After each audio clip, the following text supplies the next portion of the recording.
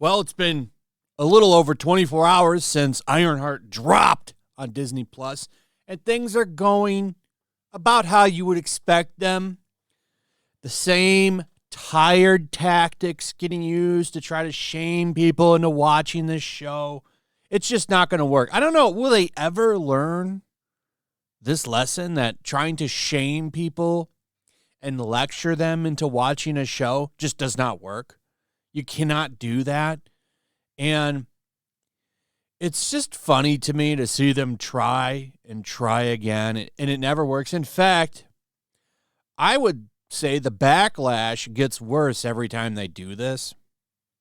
But, let them do what they're going to do. We'll cover it, though, and we'll have a good laugh, because that's about all this show is worth, a good laugh. And laugh you will. Laugh you will.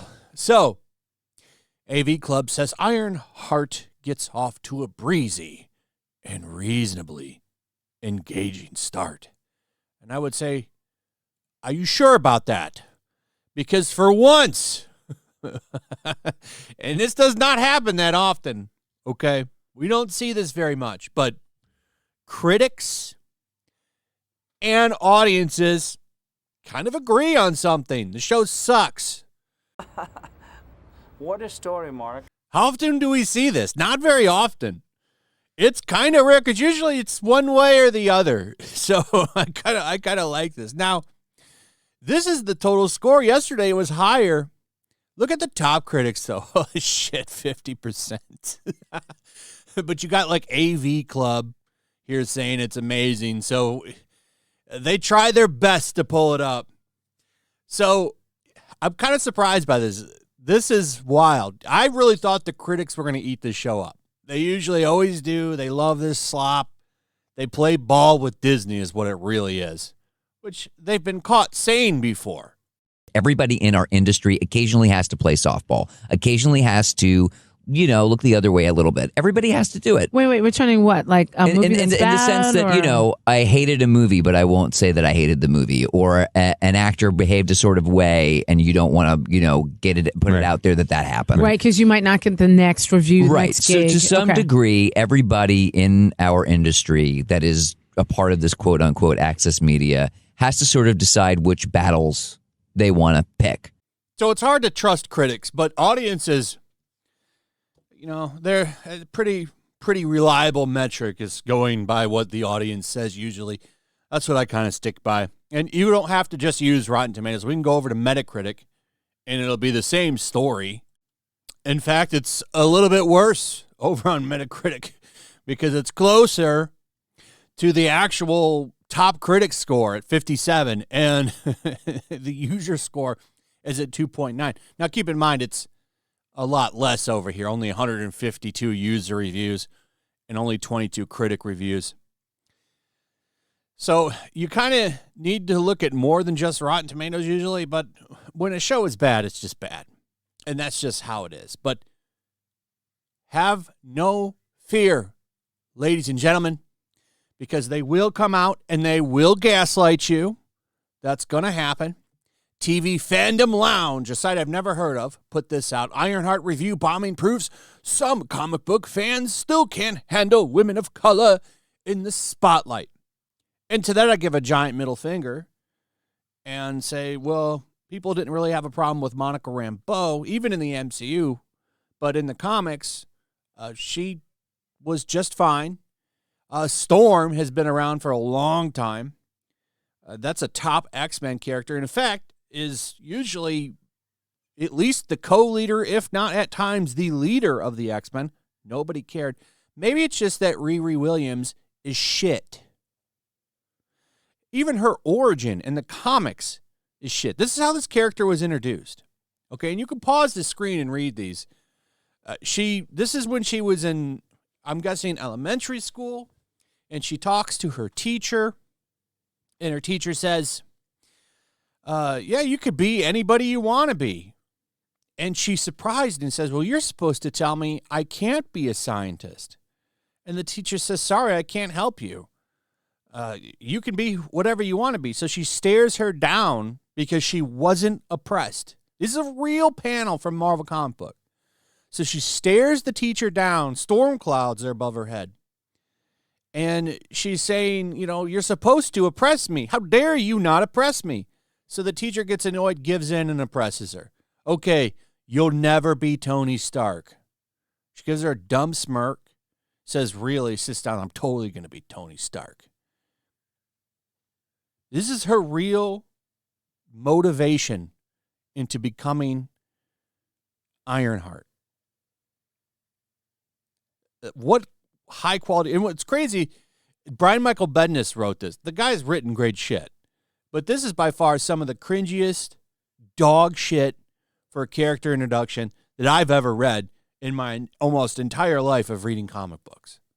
The character started out as shit, and it's no surprise to me that the show is shit. Now, keep in mind, Reddit, they're having a complete meltdown over this. What's funny, though, is they don't even talk about it. So that review that I just showed you, that they just can't handle women of color, even though fans have loved Storm forever. She's in my top 5 X-Men, always has been. Colossus, Nightcrawler, Storm, Wolverine, Cyclops. That's a badass team right there. I love that team. The old John Byrne and Chris Claremont team. That's the team that I love. Great team. Great team. And, there was a long period of time where Storm became the leader of that team. Cyclops took off, went to X Factor. So it's just ridiculous to me to say that fans can't handle that. They have no problem with well-written characters. Riri is a piece of shit.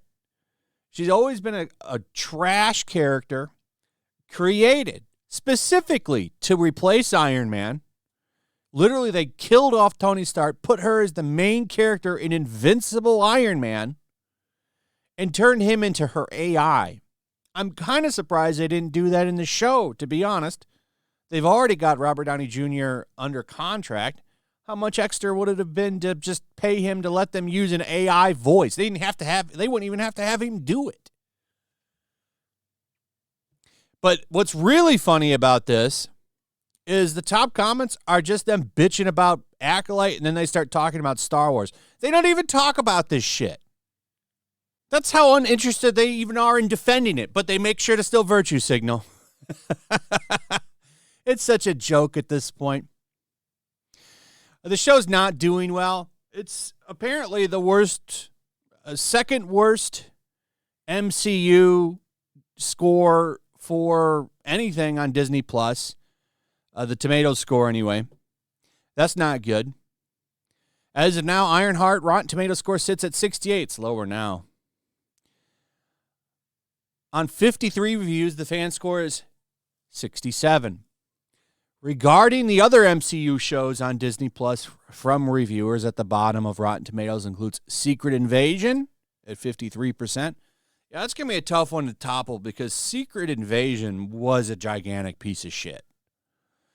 That show is awful. I would say it did tremendous damage to Nick Fury. Oh, that's another character. And that's a race swap.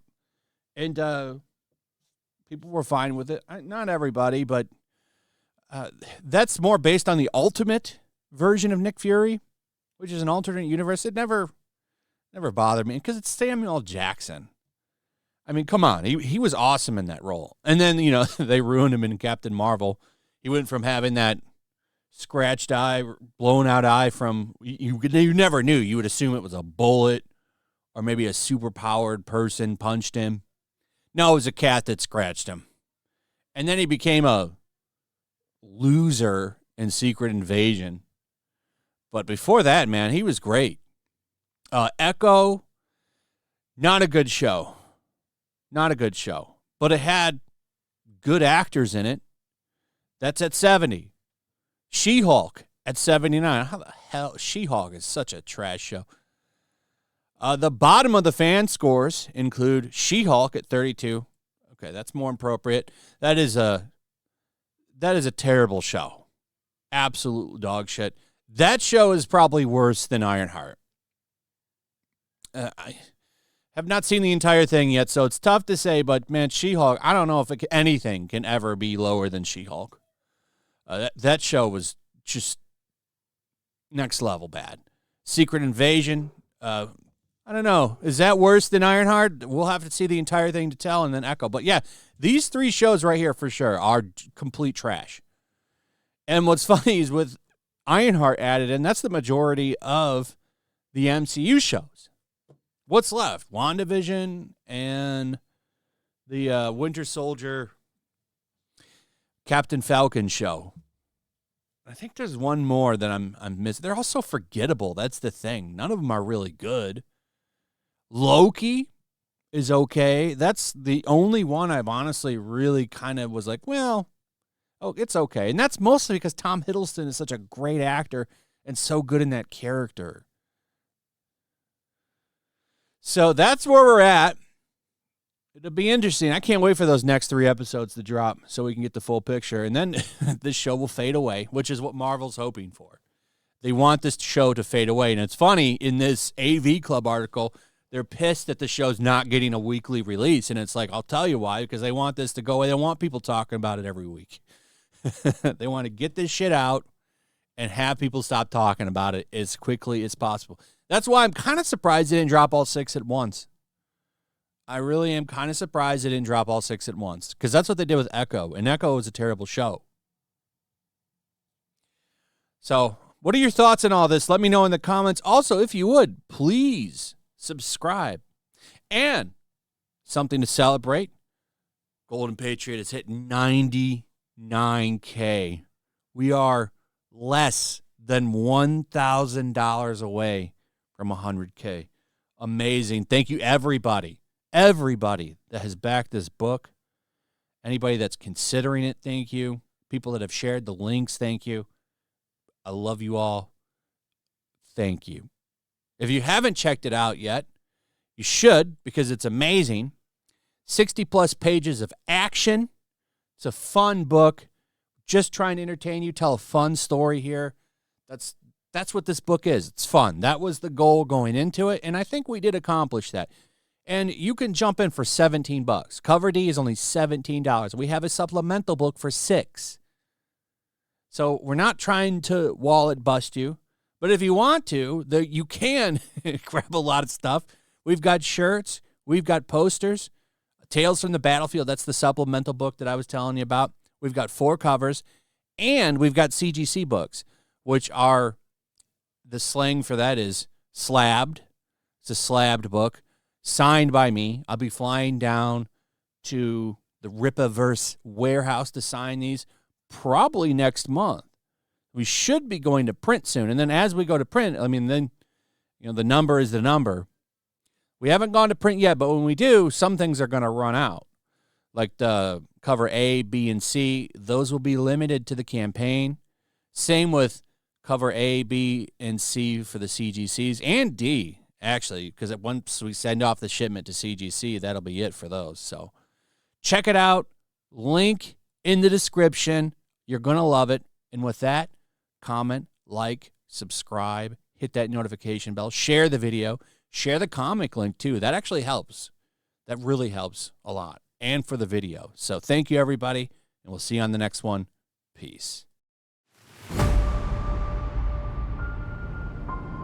The year is 1945. World War II rages from the halls of Buckingham Palace to the shores of the Nile River. Even now, the clash between freedom and tyranny is about to boil over. Somewhere in North Africa, 2 American flyboys are soaring high on a reconnaissance mission, searching for clues to a peculiar new obsession, with the occult gripping the Nazi high command.